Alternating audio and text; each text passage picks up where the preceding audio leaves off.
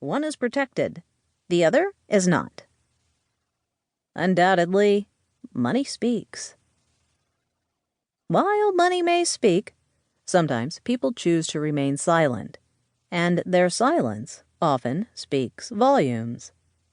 The conflict between the right to speak through silence, refusing to bake a wedding cake for a gay couple, for instance, represents a new battleground in the culture wars.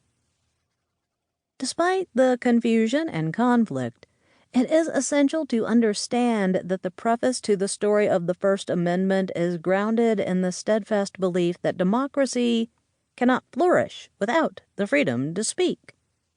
Democracy cannot flourish when debate is restricted. Democracy cannot flourish when the only opinions given voice are those of the prominent and the strong. And democracy cannot succeed when ideas of the weak or even the offensive are silenced.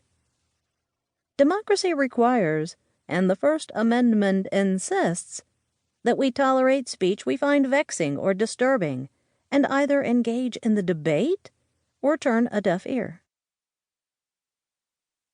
1. A history lesson. Liberty has never come from the government.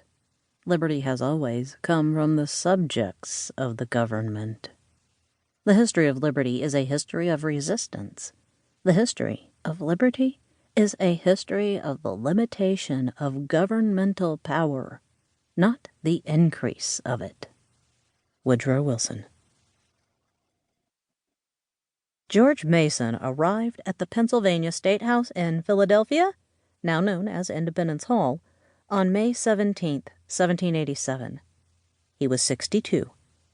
He had traversed over 200 miles of densely forested lands and raging rivers on horseback. The weather was just beginning to forecast the oppressive heat that was to come. Like many of the men attending the Constitutional Convention, he was part of the landed gentry class. Somewhat of a curmudgeon and a stickler for detail, Mason was a man who showed little emotion. However, he understood the enormity of the task before him. In a letter to his son, he wrote, "The expectations and hopes of all the Union center in this convention.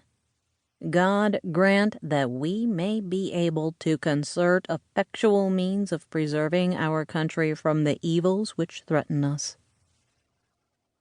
Mason's enthusiasm was matched by his fellow Virginia delegate, James Madison, later elected as the United States' 4th president.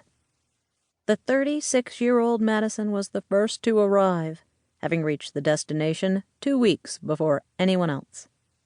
At 5 feet, 3 inches tall, Madison was small in physical stature. He was a scholarly sort, with an easygoing temperament, and widely reputed to be knowledgeable and creative. He was heard to proclaim that the Constitutional Convention was at the precipice of deciding forever the fate of Republican government. As the convention wore on, Madison's passion grew, but Mason's diminished, and they found themselves at odds regarding the breadth and scope of the national government's power and responsibilities.